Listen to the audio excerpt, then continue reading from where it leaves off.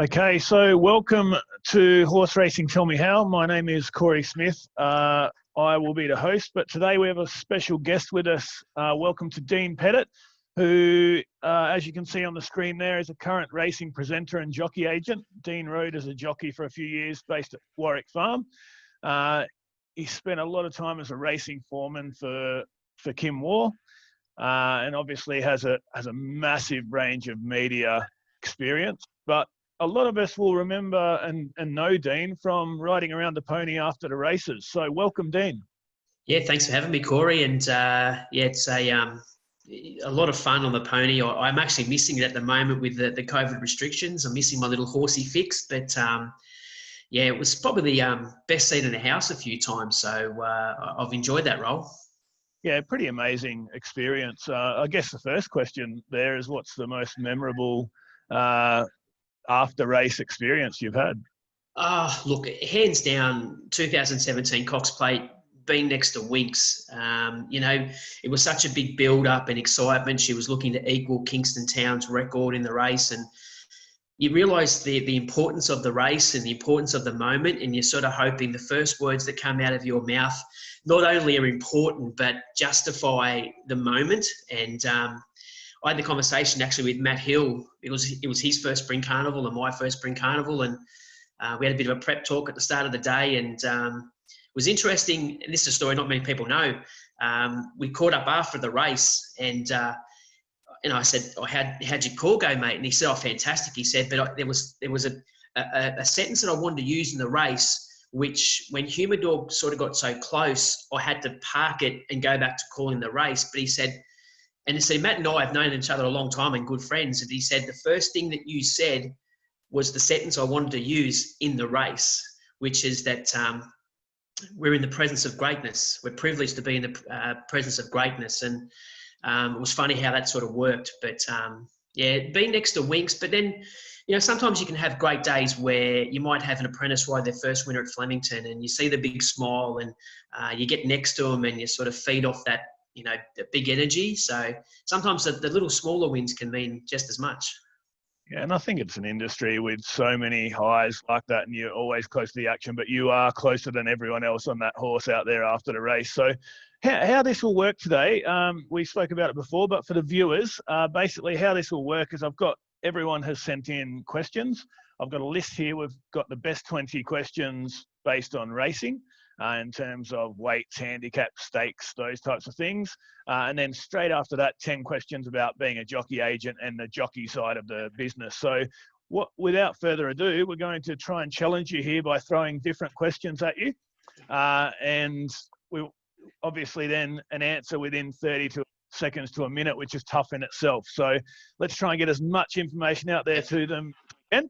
We'll start with, what is the difference between weight for age, handicap, and stakes races? Well, there's all different types of measurements. I mean, weight for age is weight for age. So you'll have the 4-year-olds get, obviously the 3-year-olds, and this is why we see a lot of 3-year-olds target weight for age racing. They'll get that weight relief depending on whether it's spring or autumn. I think during the spring and the autumn, they could carry 47 kilos, 49 kilos, and a good 3-year-old can be really competitive in weight for age races. And obviously, the older you are, I think 59.5 kilos or 57.5 kilos. Obviously, the fillies and mares also get a 2 kilo weight relief, which is the norm. So for a horse like Winks running in weight for age races, getting 57.5 kilos against, some handy colts and geldings, it was such a big advantage to have. But weight for age races, that the scale has been there a long, long time. Obviously, to make it a good competitive, the best racing that we've got, as opposed to set weights and penalties, where you might get a Group 1 winner go around with the top weight, as opposed to Group 2 or Group 3 winner getting that sort of 1 or 2 kilos difference. We've seen over the years Chris Waller use the set weights and penalties for his good mares. We go back a few years ago, horses like Red Tracer, good handy Group 3, Group 2 horse, be getting 57 kilos against mares who are probably coming through the grades, so they can be a bit more competitive with set weights and penalties, as opposed to a handicap where she might have had a 100 rating and carried 61 or 62 kilos, giving away that weight advantage. So set weights and penalties can be used really well, and weight for age, obviously, depending on the weight and what season they're at. Yep. Yeah. And what is the benchmark system, and what did it replace? Well, the benchmark system certainly replaced the old Class 1 and Class 2s, and certainly horses will find their mark. You'll see a lot of horses back in the day, they'd win a maiden, an improving race, a Class 1, Class 2, then potentially come to metropolitan areas. And they sort of found their mark a bit easier, but also once they found their mark, it was hard to place them. So, and they'd sort of float around that sort of Class 1, Class 2 for quite some time. And then there was no sort of upside, but also it was then difficult to place them coming back in grade. And that's why sort of a lot of horses then sold on to perhaps, Darwin, North Queensland, where they could be a bit more competitive in Class 3s and work their way through the grades up in easier area.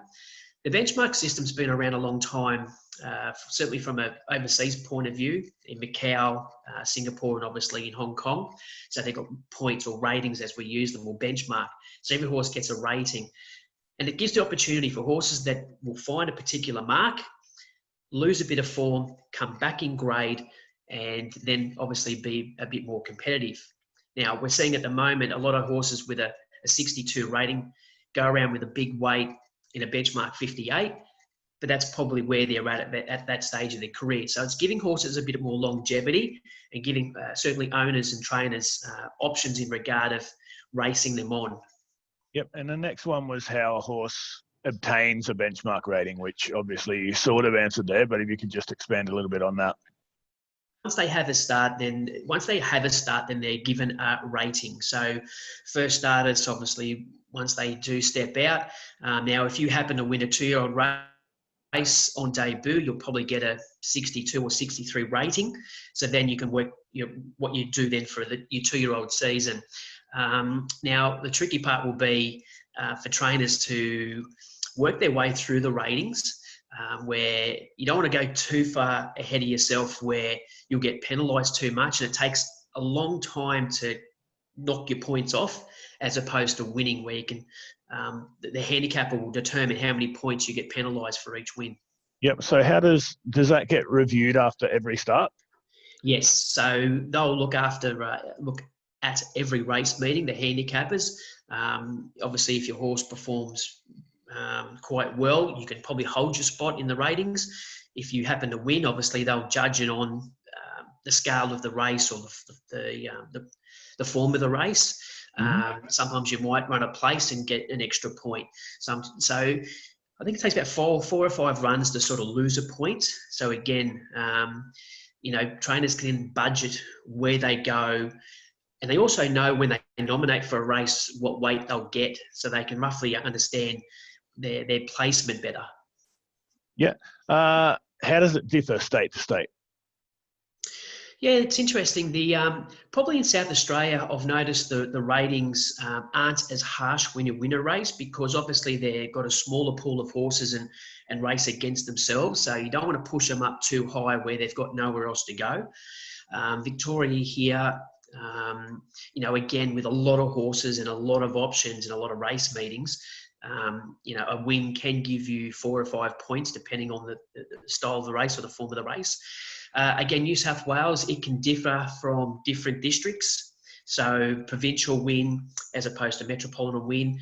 And the country, again, you probably don't get penalised too much, because, again, if you're training a horse at Albury, you race against, again, the same pool of horses. So they're not penalised too much. So, and I assume that's a similar sort of role in Tassie as well. Again, same pool of horses, so you don't want to push them up too high. Yep. Is it possible for a horse to race in open company at any time, or does it need to reach a certain level? Look, there's no set rules. There's obviously some restrictions when it comes to the group races, that you can't nom a horse that hasn't won a race. But I think common sense would kick in if you had a horse having its second start, trying to run an open handicap. I think for starters, you based on ratings, you probably wouldn't get a start on the ballot order, depending on the noms. But again, we saw a couple of years ago, we spoke about Winks, in a small field, we had a couple of trainers who put in, benchmark 58 horses because they sort of had a small field and had a chance of going around to pick up $10,000 for running fifth. So I think a bit of common sense kicks in. And the thing is, you could nominate a horse for an open handicap, but the flip side of that is you're looking after your horse. You don't want them to have a complete gut buster trying to chase down a different class of horse. So I think most trainers think wisely. Yeah. So just back to something you said before, how does you see some horses entering for their first race in a Group 3 or a stakes race? How does that happen with that in mind? Well, it could be restricted to age. So, you can have a first starter go around in a 2-year-old race because you're racing against your own age or own sex. Certainly on a Saturday, if it's restricted for 3-year-olds, then again, you'll have a 3-year-old nom for a 3-year-old race. So you can have first starters step out on a Saturday, but obviously it'll be 3-year-old company.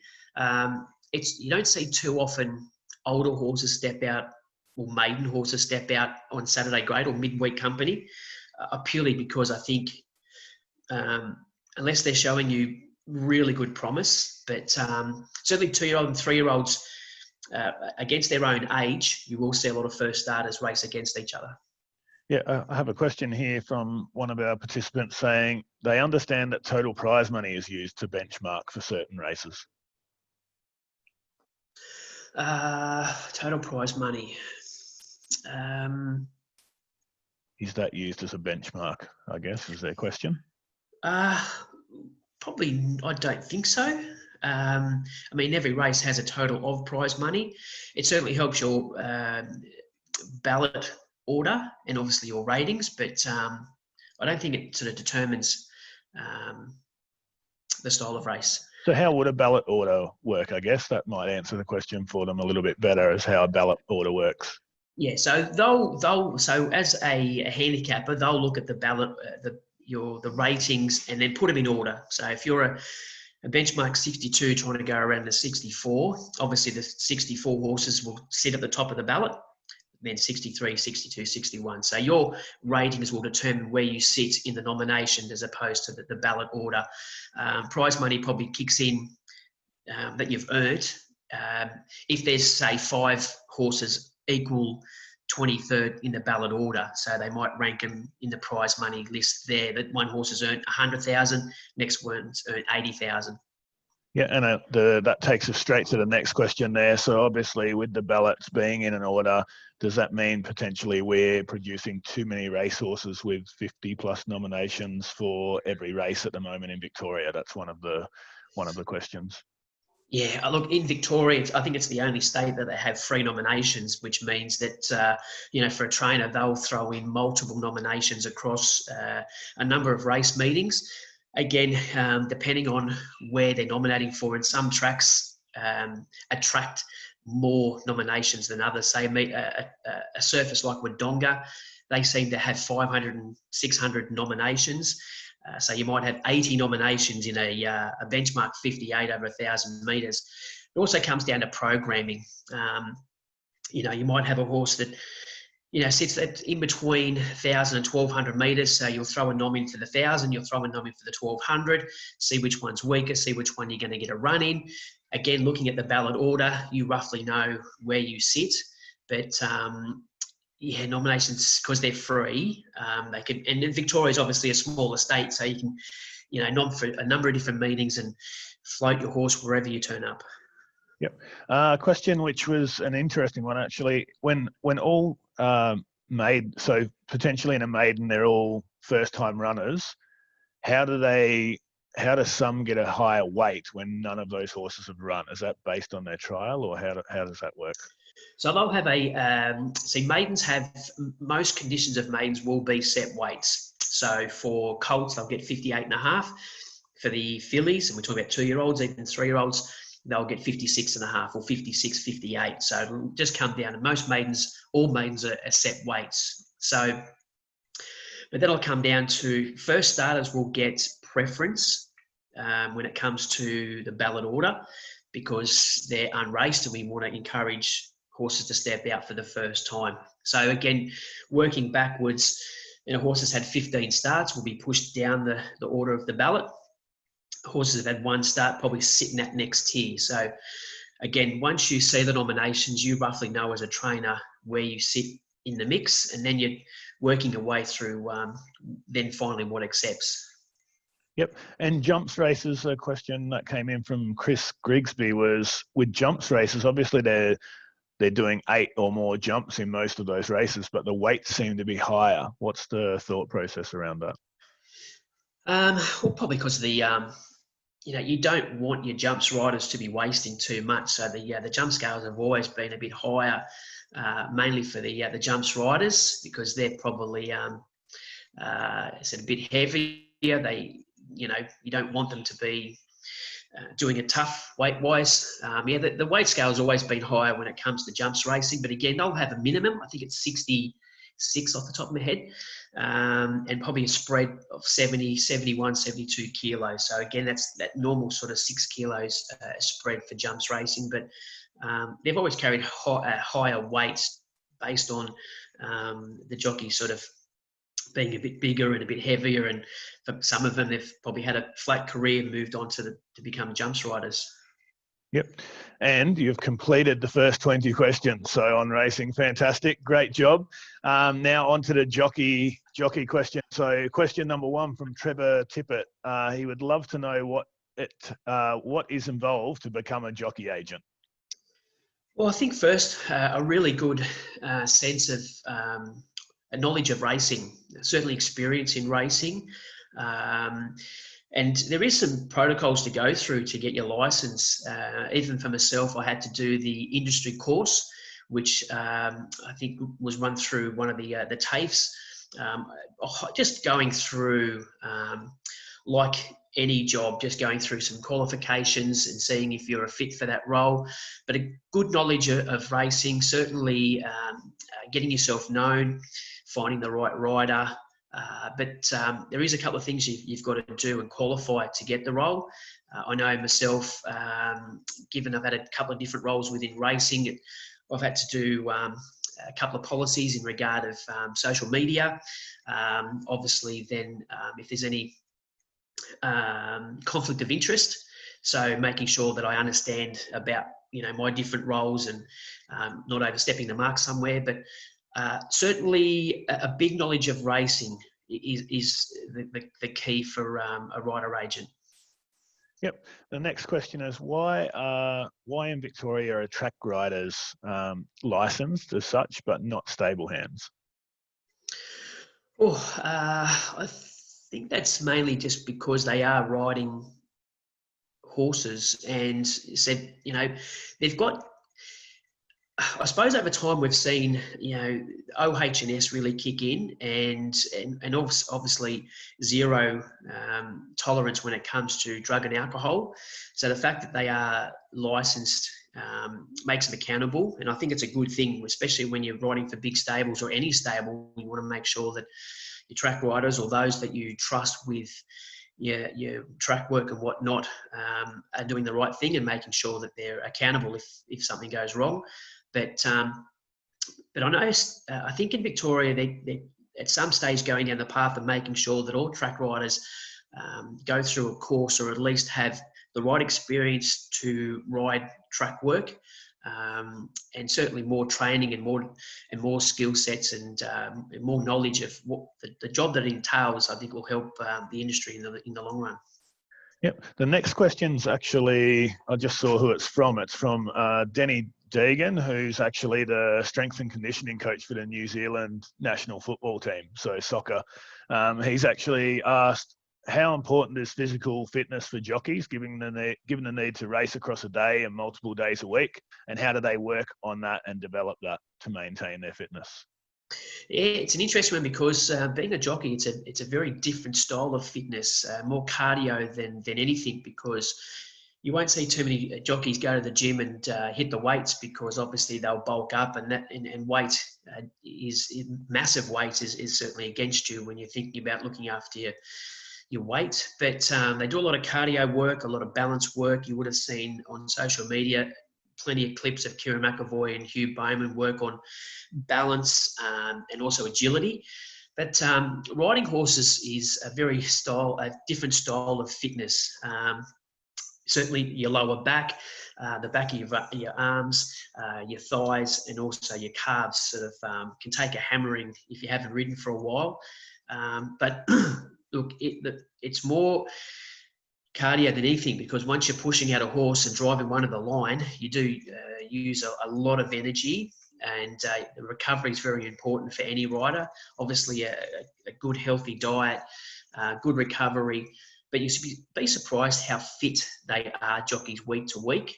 I don't think they'll be winning a marathon, but I think if you sort of did it, it'd be a great test to sort of put any other athlete, like a football player or soccer player or any type of different athlete, and put a few different tests together to see how fit they actually are. Yeah, it's a very different. So the next one is, how much of your role is promoting a rider to stables and owners, and how much of your role would be the actual management of the jockey? You probably spend a couple of hours going backwards and forwards on the phone, touching base. I send out some early messages to say this is what our riders are doing for the week.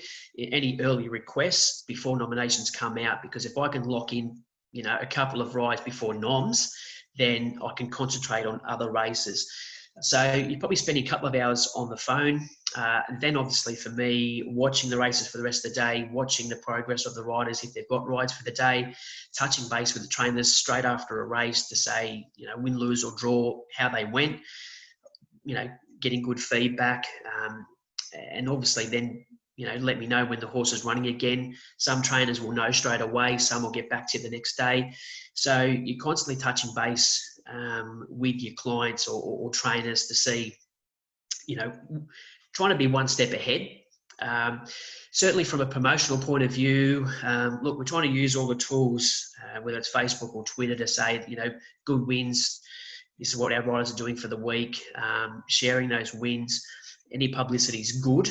And obviously positive publicity, tagging in, your trainers or owners, and also sort of touching base with your riders to make sure that they're doing their bit when it comes to promotion, whether it's just talking to the trainers a bit more, ringing up the next day, seeing how the horse pulled up, doing those little 1%ers that you're sort of trying to show that you're invested into the job a bit more.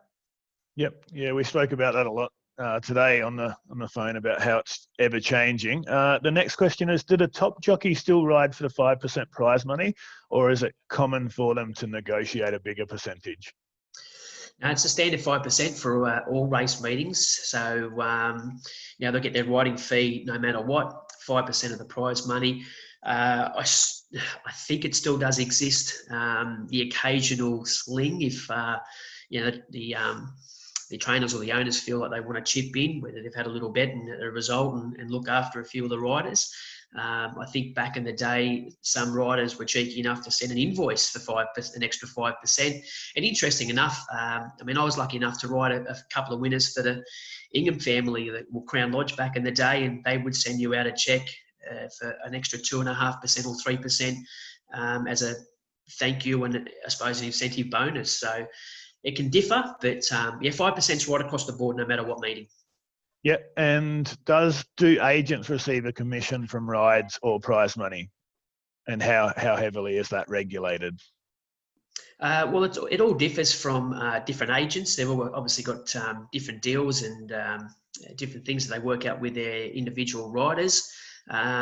Look, some have a flat rate of 10%, some might be 12.5%, some might charge phone bill, but it's so ride plus prize money. So it's basically whatever the jockey earns, the rider agent's entitled to 10 or 12.5%, whatever the deal that they work out. So it's an incentive for the agent to work hard, and it's also handy for the jockey to go out there and work hard and earn as much as they can.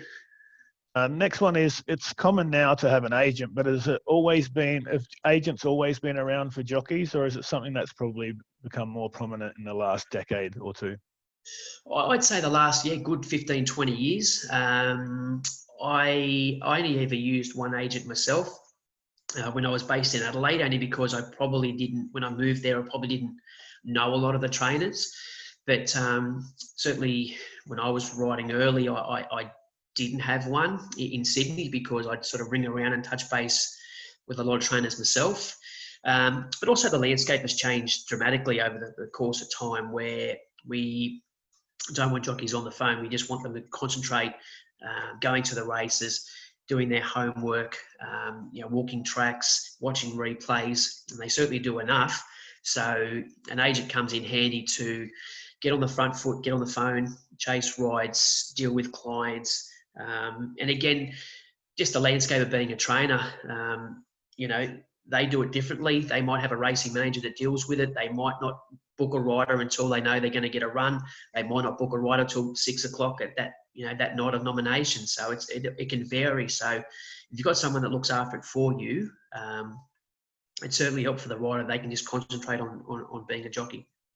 Yeah, and that goes into the next question. So do most jockeys have an agent, and at what stage do they normally get an agent? Is it during the apprentice school, or is it upon graduating? I think the rule here in Victoria is that an apprentice can't have a rider agent until they've ridden. I think originally it was 20 winners, but I think it's down to 10 winners now. And I think that's similar to South Australia. It might be 20 winners actually in South Australia. So it could be different from state to state. But when you get to the stage where you've ridden 20 winners and you've got a 3 kilo claim, things are starting to roll nicely for you, and that natural development. All of a sudden, there is trainers that will ring based on the fact that you've got a handy claim. So again, we're encouraging riders to just concentrate on the role and either let the master or let someone take care of the business side of things for you in regards of booking rides. So I'd say once you get to that 10, 15, 20 win, that first lot of 10, 15, 20 winners that you've ridden, things start to get a little bit busy for you. So it's probably encouraged to get an agent that can work for you. Yep. And what's the process for booking a jockey for a race, for a trainer or owner? Look, it's pretty simple. Either ring or ask or send a text. Most are happy to send a text. Do you want jockey A for this horse? It'll be a yes or a no, or don't ring me ever again. So it can be a bit brutal, and you get plenty of no's, and most communications, they're either right or, ring or a text is pretty standard for these days, and most trainers know what they're doing early on. Yeah, and so from the other way around, a trainer trying to get a jockey, what's the process there? So I imagine the top jockeys are fairly booked up. Yeah, they will. So for a trainer, they might want D. Oliver.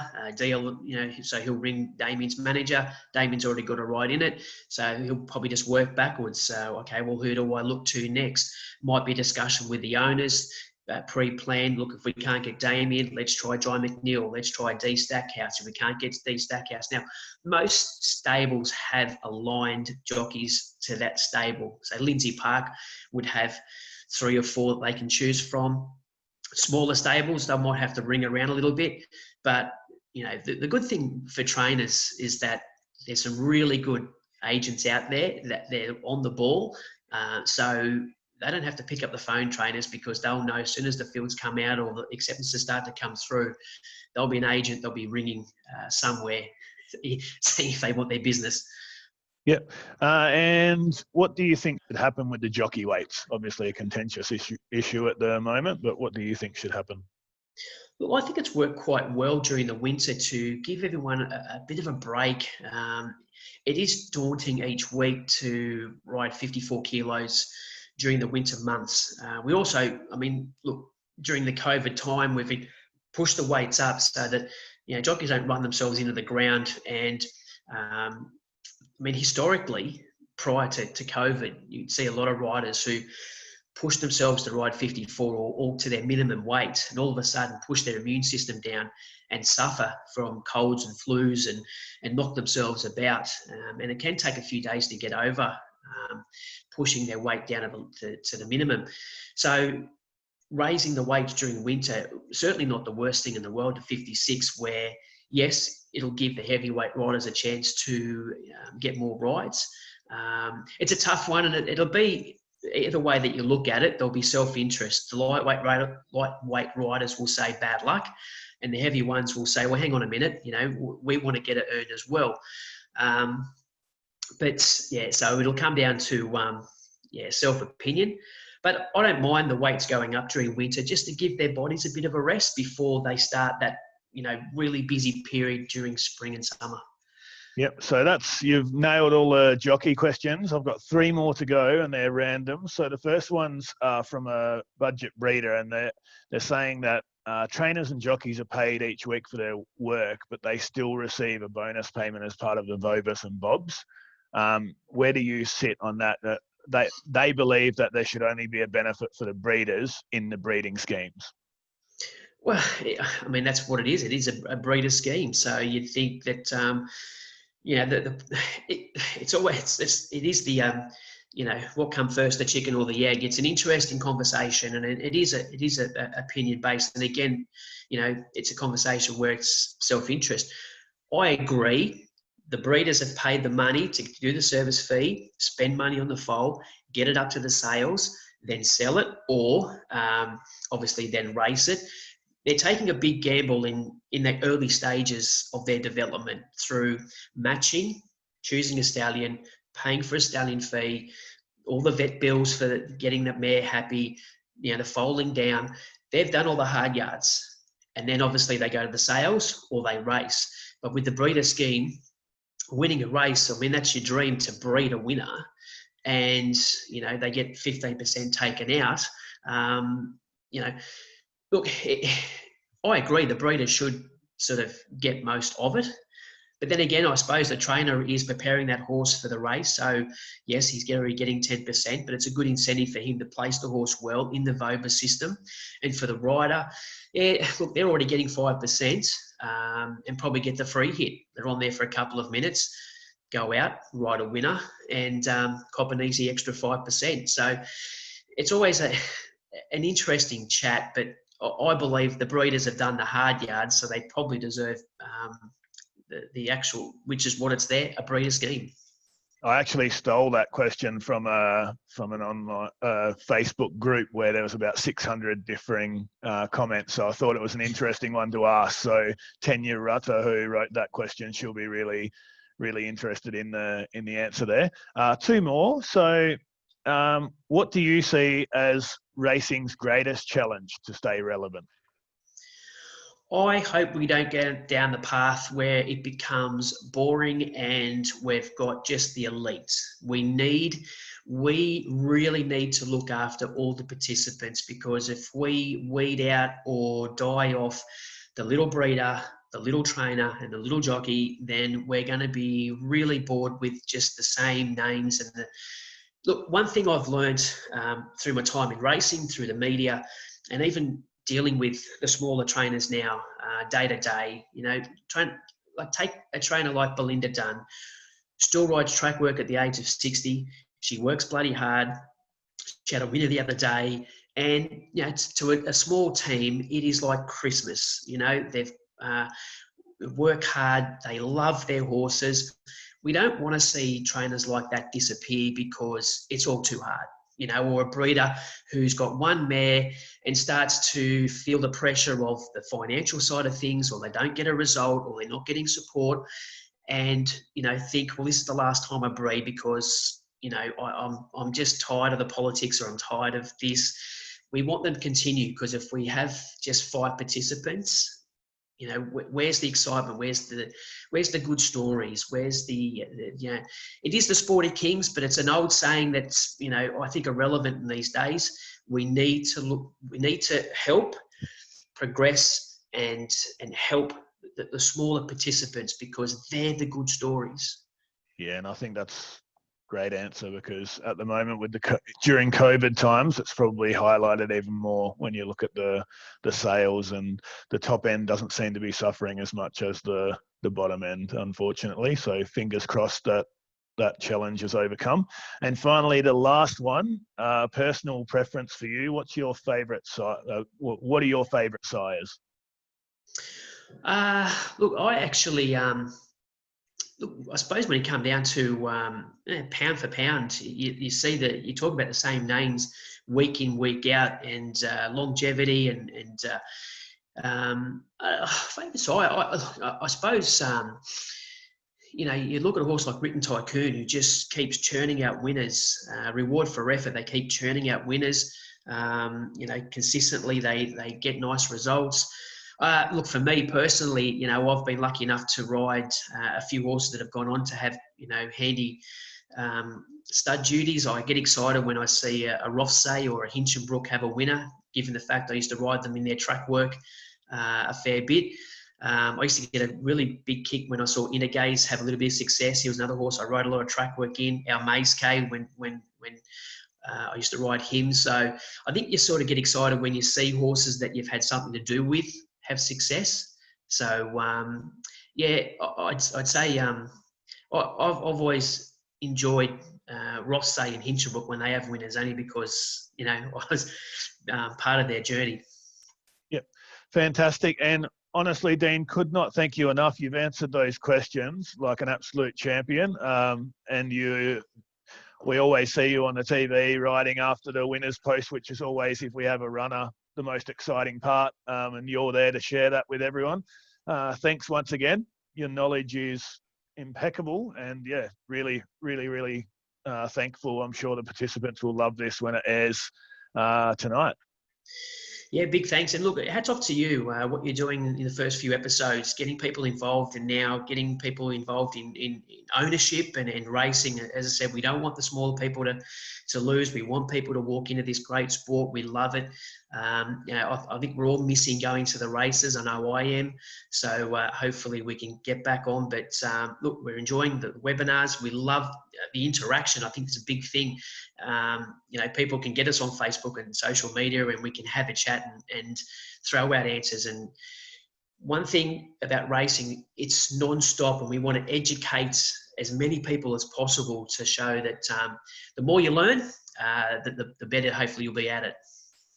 A good time, I guess, to learn all those little parts of the industry. And you mentioned Written Tycoon there. We bought one of those last week for $20,000. So fingers crossed that gives us a bit of fun. But the main thing is that people are being brought together and educating themselves. So thanks very much. Appreciate all your work, and I'll sign off there. Thank you very much, Dean. Appreciate it. No problem. Thank you.